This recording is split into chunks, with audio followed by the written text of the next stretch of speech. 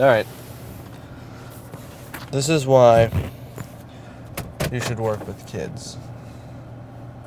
Why? This is my argument. If you've never worked with kids, I don't know how old you are. You would be like 16, maybe? I don't know. Target audience, whatever. If you've never worked with kids, start. And I'm telling you why. You're going to get so much out of this that you didn't know that you could get from working with kids. It's like, oh, I'm good with kids, you know? Like, that's something that people say, and I think one of the first things that people expect when you say I'm working with kids, but it's not the number one thing that you get. Okay, here we go. So I've worked as a summer camp counselor for, I don't want to say like 4 years, but like 3 or 4 summers. 3 or 4 summers. And it's one of the most valuable experiences you can have as a high schooler. Because what you're doing is not just like teaching children how to rock climb, you're also teaching them what it means to be like cognizant and aware of what you're doing. Because that's such a big part of it.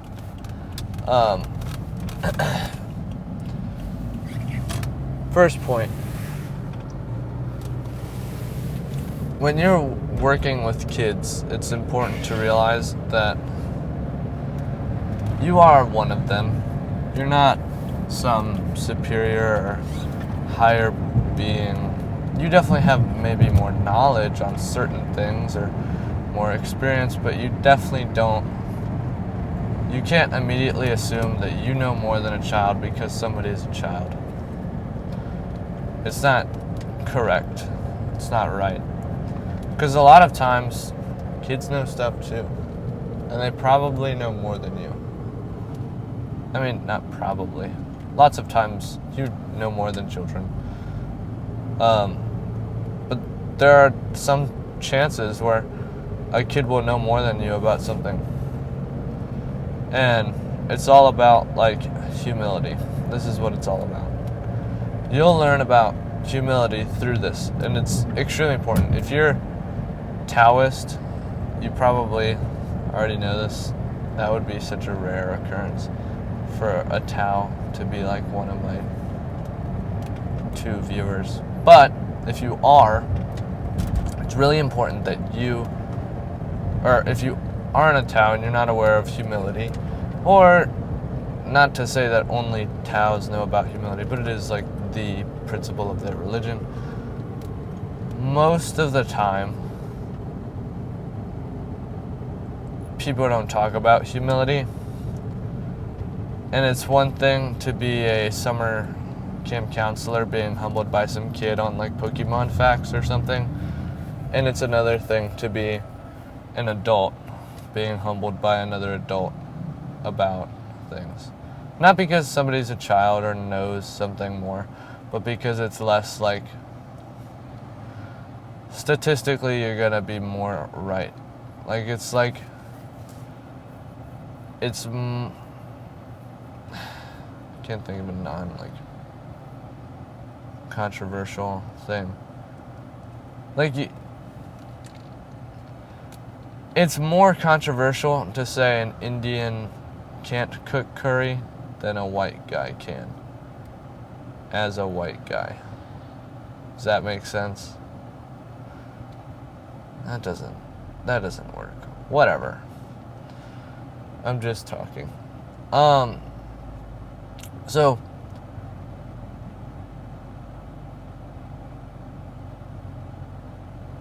Indian blah, blah, blah, blah, blah, blah. That was not smart. Yeah, kids can teach you stuff. It's not like most likely a child's like going to teach you calculus or some like random, I don't know, something you learned in school. You probably got them on that one, but you're gonna find once you start, or if you decide to start working with children, that they know some stuff and they have exact same aspirations, not exactly the same, but like similar aspirations and things they think about as you. Not all kids, obviously, like your 5 to 7 year olds are like, I want to be a hot dog when I grow up type of things. But, I mean, lots of kids, like there's some 12-year-olds that are like extremely mature and they have hopes and goals and aspirations and things that are like super cool. And this, like, I think it's 8, 9, 10 maybe, somewhere in there. So I want to be a professional athlete. That's sick, dude. That's awesome. Anyway, what do I feel passion and fervor about? There's this balance that I'm trying to get here with coaching, and I need some advice, okay? I need advice on it. And there's slim to none chance that somebody actually finds this video and gives me advice. But let's assume that it does happen. I need advice because right now I need to understand how to, like, I don't know, how to get kids to, like, change programs and, like, make exceptions for certain kids, but not make other kids want those same exceptions. And I was thinking, I was like, maybe I should just tell the kids, like, these kids are getting exceptions because they're actually just better than you. Not like that starkly, but like, these kids are, I trust them, I feel confident that they can get better opportunities because of the way they behave and the way they're mature. And you are not behaving maturely, so you cannot get the same privileges and exceptions as them. And that's one thing. There's like this, should I separate and kind of make like a classist sort of caste system, sort of based on age group? Yeah and no. Because if you're like, this summer camp is meant for like 6 to 18, or 6 to 18, jeez, 6 to 14. So like, as your average 6-year-old, you're not going to be able to relate to a 14-year-old. You're not going to be as mature as a 14-year-old. And that's literally just because life experience. On average, I'm saying. There are definitely some mature 6-year-olds, or mature, like, other people. Yeah. There's just a lot of them. $99 divorce. Se habla español. I don't know if I would want to do that. You know, $99 divorce. I don't think I would want to do a divorce ever. It's definitely not the move, in my opinion. You know, yeah, the camera fell, but it's okay. I'm just gonna, like, move you right there. You get that view of me. But yeah, I don't know. Camp is weird because there's a lot of kids that deserve the maturity and privileges, but are 8 years old or younger even, and they're gonna complain and want and just try and do things, and some like 14-year-old kid is like, or some like 9-year-old kid is just not gonna do this thing.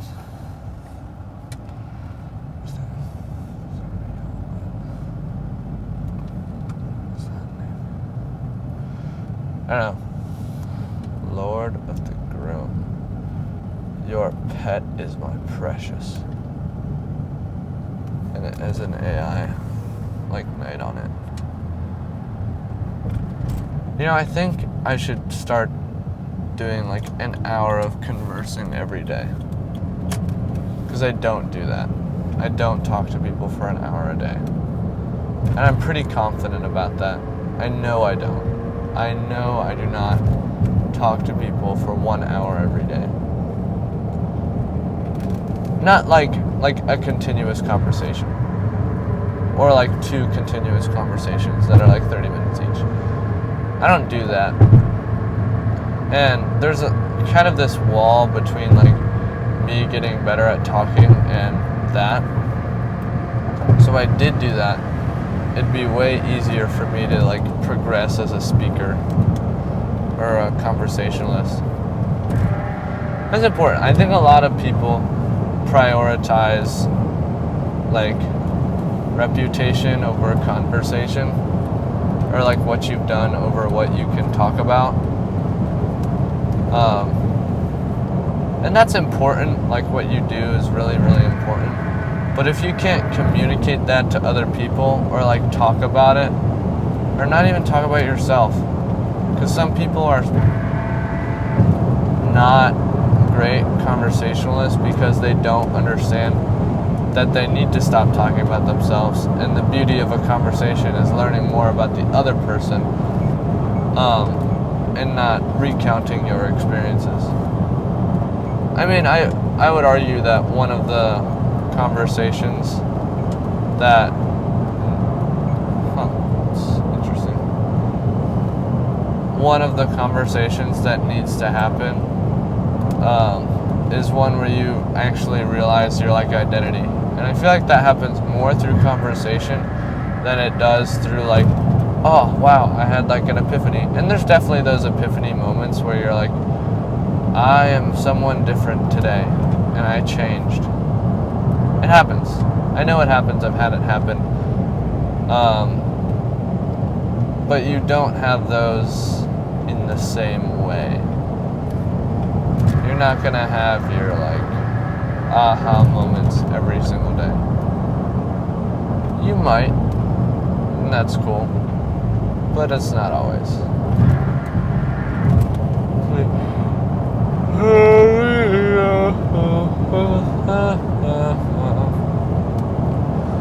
One word from you and I would jump off of this ledge I'm on, baby. Tell me, don't say.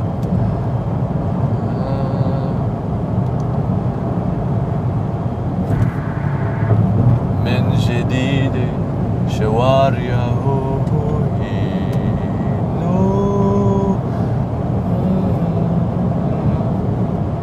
إذا انهضت لا سليمان جديد.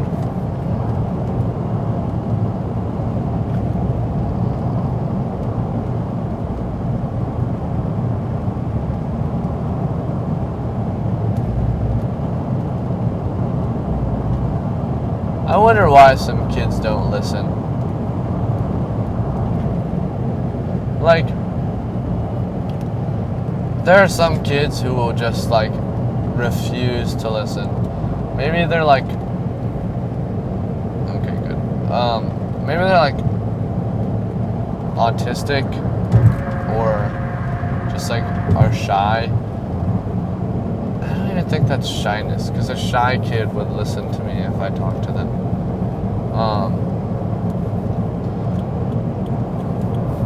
And it's like interesting to get into like things with children that you can't really blame them for doing a lot wrong. Like there's just like you can't. It's not the child's fault, whatever they're doing, because they're children are sponges. They just take in whatever people tell them, and they reflect it. Bandura, you know. That's what a child is. And as you get older, you get more and more stubborn and set in your ways. But as a child, you're very, you know, you just soak up what other people say and do. And I see it. Like, I remember I was like playing Uno and I lost. I like did one of these like with the cards, and they all like spread out over the table, and everybody does it. And I was like, oh, I actually do have that effect on a lot of people. Okay, that sounds weird, but like these kids actually understand what I'm saying. Dodgeball is so fun, and I don't care if you're playing dodgeball with like so dumb.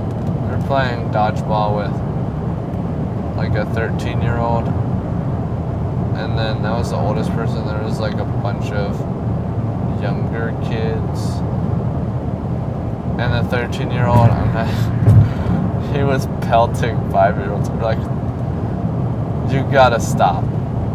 You gotta stop. And it's just like, they're like, it's ridiculous. I don't know. There's a lot of like, I wonder how some kids have like high pain tolerance and some kids don't, you know? Like, is that genetic? There's definitely a genetic factor. Should I be concerned if a kid doesn't react at all to pain? Because if some kid is like biting him and he's like bleeding, he's like, I don't feel anything. It's like getting bit at home. Okay, obviously that's not like a clear-cut example, but are you getting bit at home? Why? Like,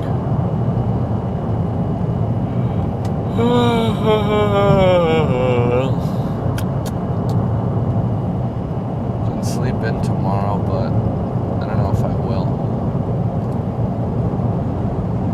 I'll sleep in a little. Just want to stay up a little later tonight so that I can actually do, not work, but like get something done. So I feel like when I wake up earlier, it's just like not that I'm like tired later in the day all the time. Oh, right now. Oh, I'd be a little tired now, but like at a certain point, it's not about the task at hand. It's just like whatever. When I start the day earlier, it's just like I confidently could say right now I could probably take a nap for maybe till next morning. Like, it's 4:41. Maybe like 5:30. No, that's a long time. A little less. Oh. I was a fool. I should have gotten off. It's okay. I will test my patience. You really piping up on these fellas? Nice for what? Ball so hard. Some guys want to find me.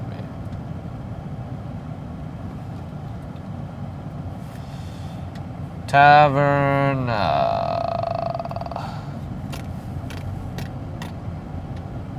driving. I'm driving.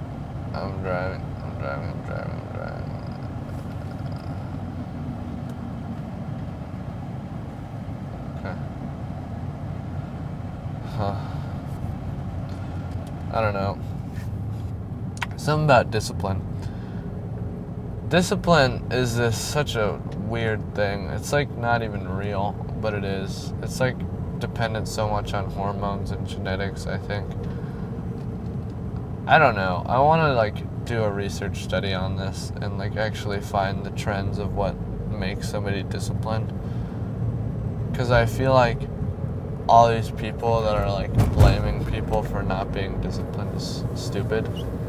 Because like if you are disciplined, great, good, perfect, like that's important.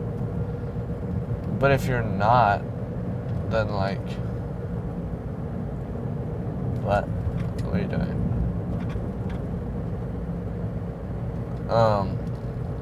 But if you're not, it also could be explained by like genetics. Like maybe that is something that you just did not receive, like the external motivation or internal motivation and like drive is not something you receive. And obviously discipline is different than motivation. I would say like discipline is actually being able to do something in the absence of motivation, because having motivation makes things too easy. Just do things consistently. Motivation or not, that's discipline. But when you're like doing something and you don't have motivation, it doesn't make a lot of sense to blame somebody that's immotivated for doing something they don't want to do. It just doesn't make sense. Not to say that you shouldn't be disciplined.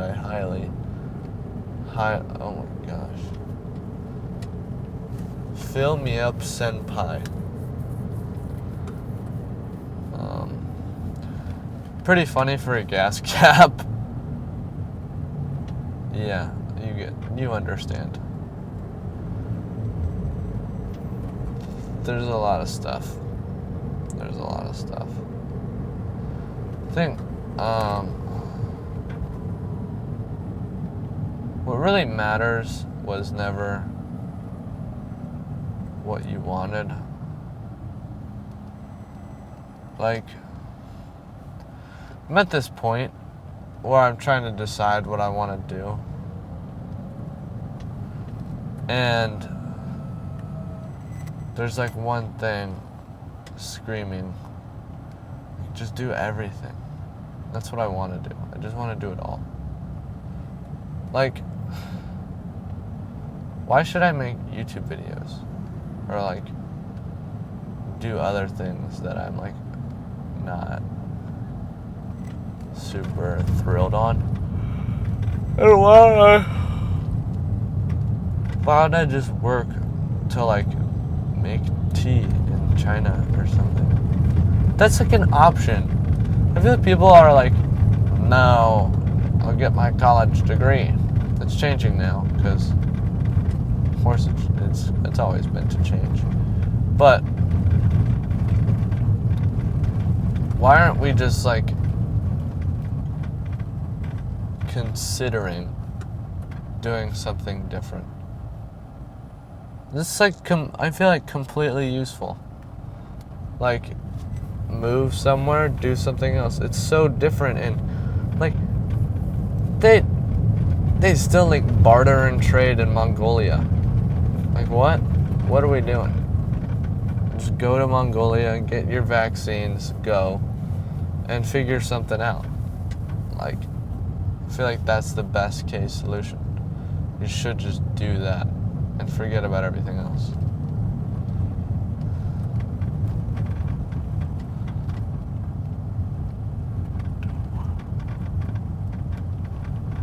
I think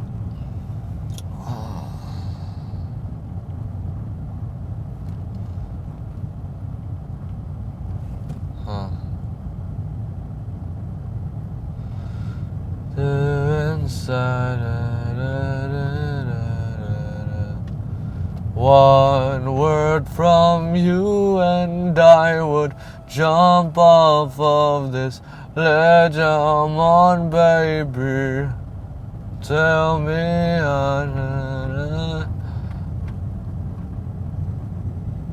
guy's bald.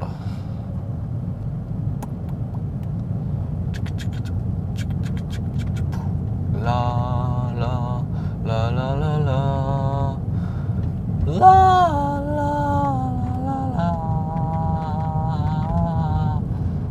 burr, burr, burr, burr, burr, burr.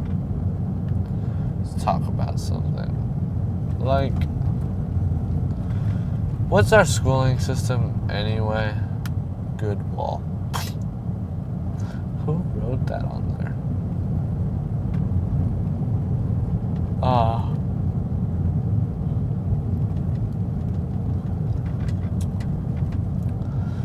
You know, I didn't think I liked the name Jane, but it's kind of growing on me. Like, kind of like Jane. Jane is pretty good. It's kind of fizzling out, I think. I think Jane as a name is getting a little less popular, but like, it still feels like a timeless sort of name. You know, like it's not gonna go away. Jane.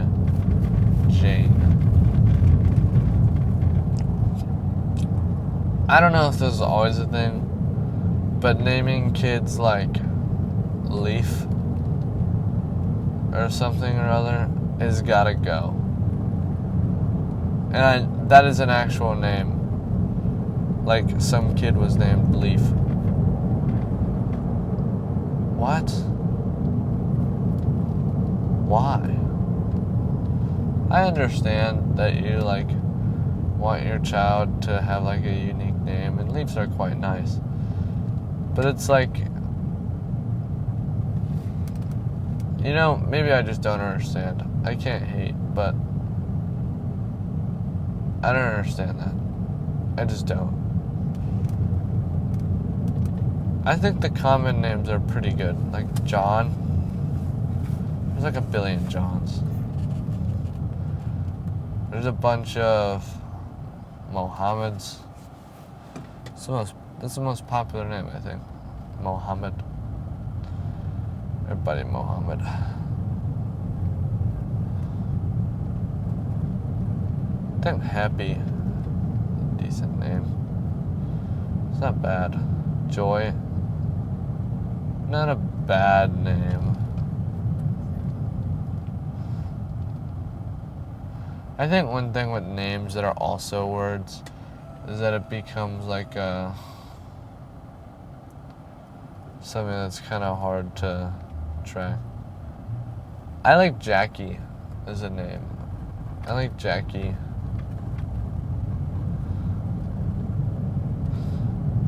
Belly. That's weird. Belly, can I see your belly? That would totally happen. That would totally happen. You're like George. George is pretty good.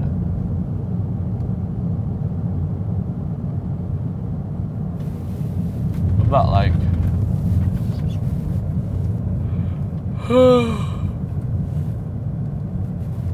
about Samsa? Okay. I like the worst one. I kind of like Chief. Be like Chief, and then last name, so it'd be like Chief Myers or Chief Griggles. Chief Griggles. That's my name. Oh, oops. Well, what were you looking at anyway? Nothing. One word from you and I would jump off of this ledge I'm on, baby. I'm a working man. That's what I feel like now. I feel like I actually like doing this. I don't know. I think it'd be quite an admirable life to just hop around and do a bunch of random jobs in the middle of nowhere. Like, tell me being like a seamstress in Thailand wouldn't be cool. Or like, cause when you go to France or whatever,